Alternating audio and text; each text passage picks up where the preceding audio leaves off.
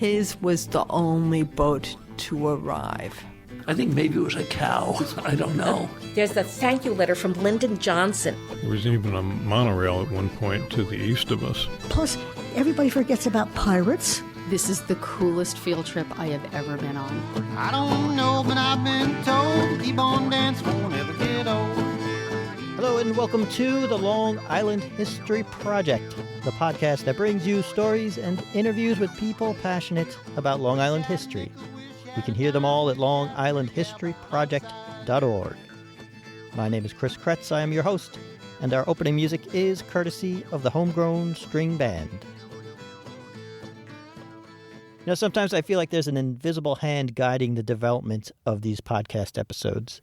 A few shows back, I was talking to Rob Walsh, Long Island native and Bayport Blue Point High School class of 1984. We got to talking about their school mascot, the Phantoms, and how that name came about. Since I can't let things go, I started to do my own research, and it turns out that greater minds than my own were already on the case. So I sat down with them, some at different times, in different places, over different microphones, and I stitched it all together for the following, which is a medley of voices. It's the curious case of how the Bayport Blue Point High School Phantoms got their name, as told by today's very special guests. Hi, I'm Luke. Hi, I'm Francesco. Hi, I'm Brianna. Hi, I'm Angie Bev. Hi, I'm Kara. Hi, I'm Lily. Hi, I'm Eva. Hi, I'm Anna. Hi, I'm Megan, right? Yep. We are here in the journalism class of 2023. So we're in Bayport Blue Point High School, and we're talking about your mascot, the school name. What is the mascot's name? The Phantom. My general question is, how much had you thought about your school's name? None of us really thought about it. There was always a bell tower story going around the school, but it never was really we knew that was it. So our librarian came up with the idea in the beginning of the year to start researching this, and we've been doing that ever since. So my name is Pam Gustafson. I'm the high school librarian at Bayport Blue Point High School. My name is Stephanie Eberhard-Holgerson, and I'm a 10th grade English teacher, and I also teach journalism at Bayport Blue Point High School. So Stephanie, just what was your objective with the class? My objective was to create projects that they were engaged in. I have never taught journalism before, so I was thrilled when Pam came in and said, what about charging the journalism class with figuring out why we're the Phantoms? And I was like, that sounds brilliant. Let's pitch it to them and see how it goes. And Pam, was that a question that had been on your mind, or what led you to suggest that? So in the high school library, we have a hard copy archive of yearbooks. And I had, at some point a year before, been going through them and just was assuming I would find something about the Phantoms. There's a lot of, in the 40s and 50s, they were themed yearbooks. So lots and lots of writing throughout them, stories, things like that. And the Phantoms never comes up. So I had asked around, do we know where we got this from? There was this bell tower story. There was something about a basketball team, but there was no one answer. And so thinking about what could students here research that they'd be interested in, we went with that. Now, visually, this is an audio medium, but what is the logo of the Phantoms? What does it look like? It looks kind of like a ghost with a tattered sheet over it. When I first saw that, I thought it was a bird, looking down at a bird flying. So it's like a ghost with flowing robes kind of thing. Mm-hmm. At games, do you have someone dressed in a sheet running around? Is there an actual... No. In the middle school, though, we had someone dress up as, the killer from Scream, Ghostface. So you're really leaning into the... Yeah. And our elementary schools have, lions, because I think the Phantoms are too scary for them. Mm-hmm. Is it so in terms of calling yourselves... do you call yourselves Phantoms? Or? Yes, absolutely. Okay. Is that a sense of pride? Do you like that name? It's a cool name. No one else has it. And Stephanie, as you were going through the year, what did you see the students getting most excited about in the process? So certain students started getting really excited when they found a little nugget of a lead. And, I say a little nugget because they usually were very, very small or slight. And then we developed from there. They loved going through the yearbooks. So that was really one of our first sources that we went to because that's where Pam came up with the idea. And they loved our yearbook days where we were going through and of course they were going off on tangents and reading other articles and looking at other pictures. So I would say out of the whole research process, besides coming up with a new lead here or there, they loved the yearbook research. I found a plane from a postcard in the library, and it's from 1915. It was called the Phantom. It was one of 5 seaplanes to land on the water in 1915. It was like one of the first planes. They were doing them in all water towns. And I think it was called the Phantom because the plane was also called the Phantom. The Phantom plane actually kind of looks like our Phantom logo too. Like the shape of it, because it was like the first plane that landed on water, right, in Long Island. It was like a very foggy atmosphere, and there was like a shadow hanging over the plane, and it kind of like, if you look at our logo, you can draw it out, and it's in the shape of the plane. Yeah, well, I said bird, but I can see plane. It's a bird is a plane. We really did look at many yearbooks since we do have physical copies from almost every year, and we observed that in the 1948 yearbook, there's actually a plane on the cover, and there's like clouds in the background, which could represent the fog in the actual picture, the first picture that we found.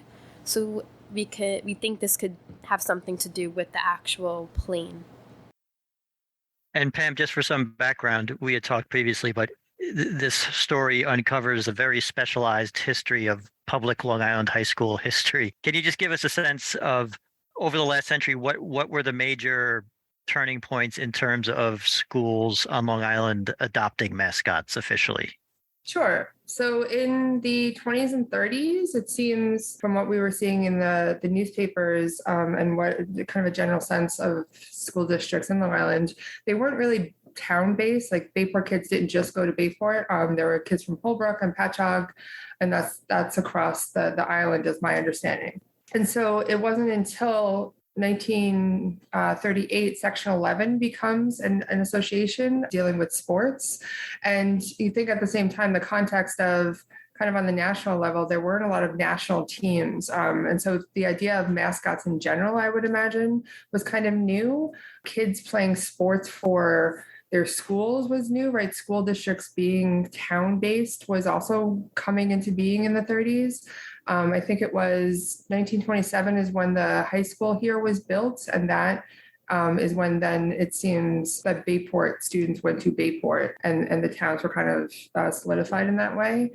And so my assumption would be that when the organization started, they would have rules about how school, what they needed. So some kind of form that you fill out. Okay, what's your name? Who's in charge? Like what is the mascot? We don't know if that kind of form ever existed or if it had that kind of requirement. We don't start seeing phantoms mentioned until the late 30s, and that's in newspapers, and it doesn't necessarily seem to only be the school team. What's the earliest written evidence you have that the word phantom was attached to this high school? Does anyone have a sense of like when they said Bayport Phantoms beat Islip, like when the paper started using that as a... In 1937, the basketball team, they announced that we were known as Phantoms in the Suffolk County News. It's okay, 1937. We have a lot of unanswered questions. Riverhead and Hauppauge also had the Phantom in their yearbooks, in their name, for some years in like the 30s, 40s, which was like really weird for us to like trying to find out because there was really nothing. So there are other phantoms out there. Yep. I found there's plenty of schools throughout the U.S. that use the name Phantom. The ones that I remember are like Arizona, Michigan, L.A., I believe. There's schools in those areas that use the Phantom name. And there's also other outside companies, not in New York, that use the name. What other theories did you hear? We learned about the bell tower theory, which is it's about a custodian who went up in the bell tower like he normally does for his job, and he apparently saw a figure, like a black figure, like phantom-looking guy, and then what did he try to do, like run away from it or something? He ran away, but I think like the Phantom, like the Phantom said something to him about like the basketball team, right? A sinister-looking man said Bayport basketball team would defeat Islip the next night by a score of 23-12. And then when the custodian left the bell tower, he was said to be followed by the ghost. Then all of a sudden he disappeared. And then later that night, what the ghost said happened to come true. Bayport basketball team did defeat Islip. And then it was said that Edwin Weiss, the custodian who saw the ghost in the bell tower, had 2 more visions of the ghost. And what's the source for that story? 1943, and we found it in a newspaper of Bayport Blue Point. Well, first of all, is there literally a bell tower, like a tower? That There is. You can actually see it if you look out our window over there. Okay. And some people have been up there. It's very creepy. If you look up, like you walk up the stairs, you turn, and then there's a ladder going up to the actual bell tower, and it's weird. Any other stories from past alumni or people? So I ran an interview with a neighbor of mine who was a 1953 graduate, and he had told me about the JV basketball team in 1953 and how there was like wooing sounds from the crowd that kind of mimicked a phantom, and how the JV would win like a lot, like surprisingly, and every year they would get replaced because everybody was graduating from such little amount of people in each class.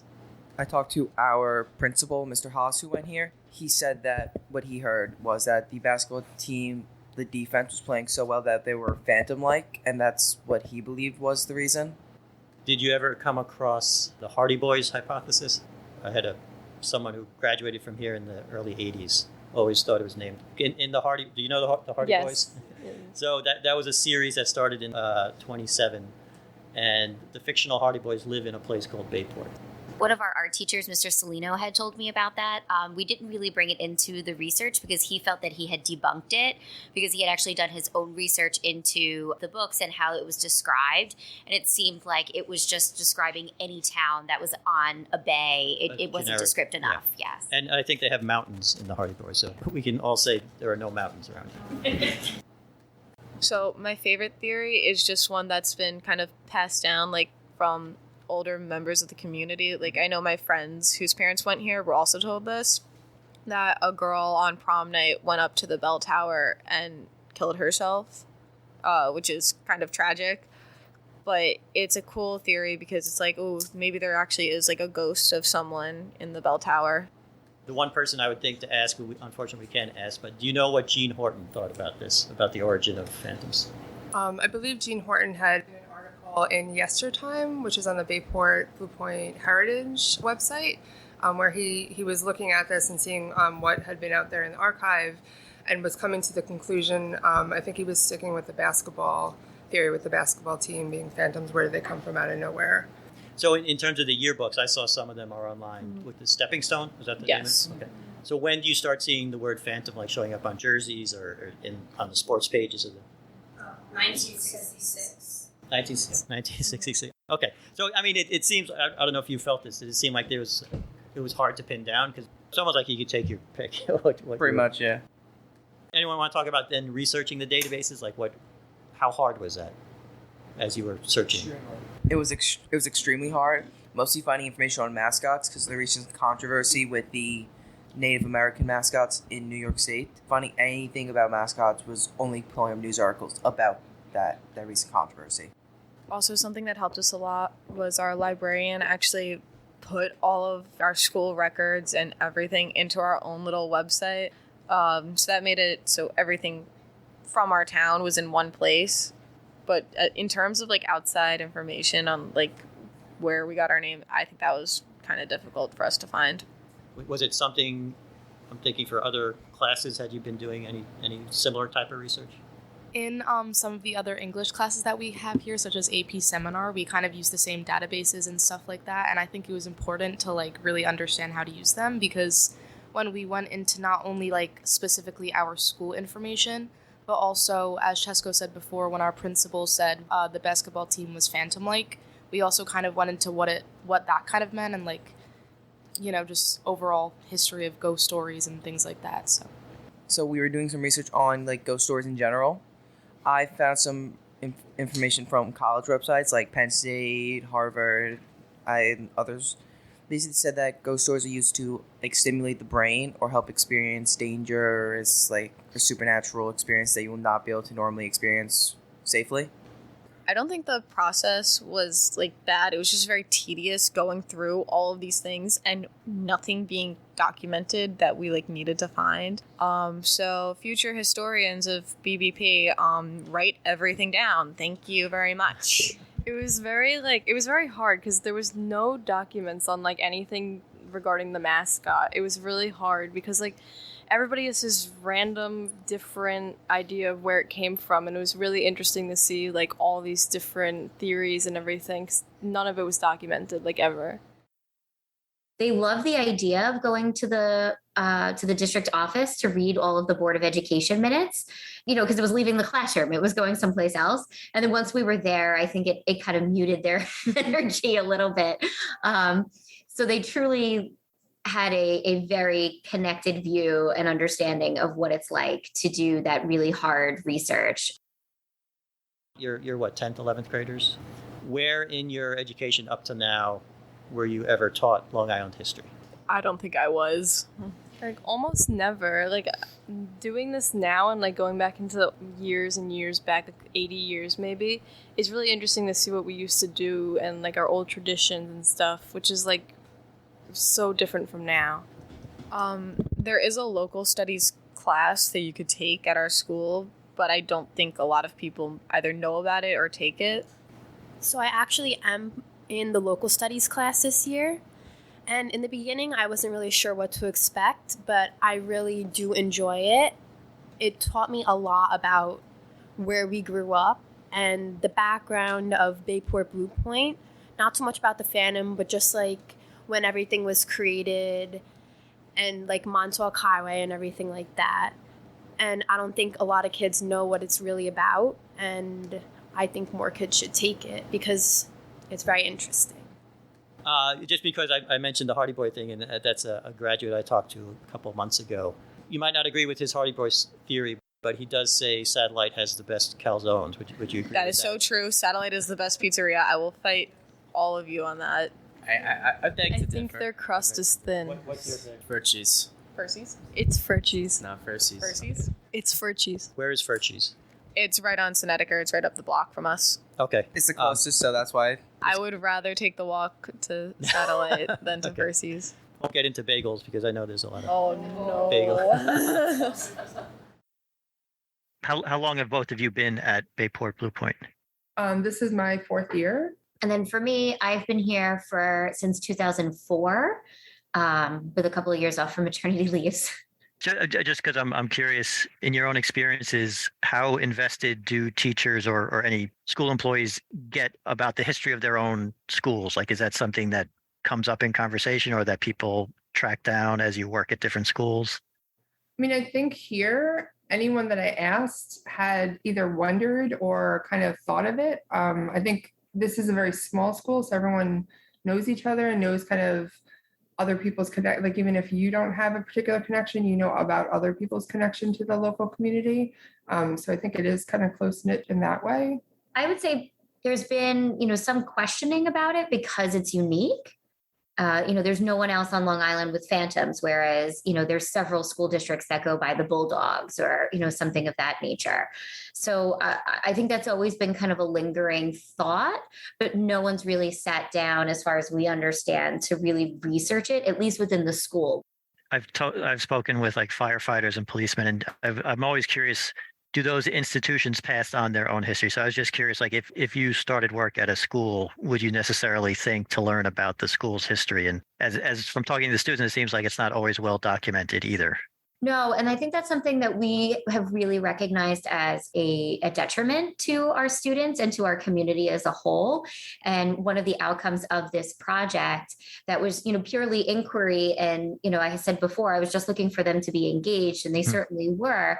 And we created our own outcomes with a variety of interests and a variety of perspectives. So, one of the outcomes that we've figured out is that we wanted to write to the powers that be, whether it's administration or Board of Education and other peers, to say that our history needs to be documented, whether that's through the yearbook or Board of Education minutes or both, and even other areas.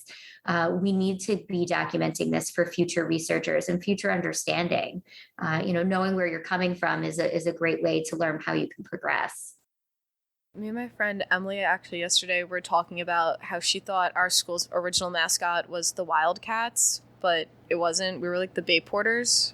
The middle school was the Wildcats, and she was in shock that she didn't know that we were the Bayporters. So there's just a lot of there's not enough information that people know. Like if you're not looking for how we became what we are, you're never gonna guess. And thank you to everyone who talked with me for this episode. A few things I wanted to follow up on. One, since a high school classroom turns out to be one of the most challenging places to record, I just wanted to run through the names again, make sure everyone gets credit. First off, Pam and Stephanie, the librarian and teacher at Bayport Blue Point High School, involved in this journalism class, and the students of theirs were, or are, Luke, Francesco, Brianna, Angie, Cara, Lily, Ava, Megan, Jenna, Anna, and CJ. Great job, all of you. They have a website which we will link to that details their exhaustive research. They left no stone uncovered. So in addition to the Phantom plane and the Phantom ghost stories and the Phantom JV team, they looked into the Phantom of the Opera and the Rolls-Royce model Phantom, all with citations and links back to their sources. One other thing to mention, which if you follow the news on Long Island might have sprung to your mind as you were listening, this was not the point of the episode or the issue we were trying to tackle, but in April, the New York State Board of Regents adopted a new regulation prohibiting the use of indigenous team names, mascots, and logos by public schools. Now, the reaction to that is playing out now. Again, it's not an issue we're looking to solve, but I will say that there is a lot of history about the indigenous peoples of Long Island that we could bring to light that is not well documented, a history that doesn't get a lot of attention. We've spoken to a few people in the past. We'll put links in the show notes for those. So I would say if anyone is doing your own research into that side of the issue and you'd like to talk, drop us a line. We're at longislandhistoryproject@gmail.com. That does it for this episode. Our outro music is Capering by the Blue Dot Sessions, used under an Attribution 4.0 international license. And as always, thank you for listening.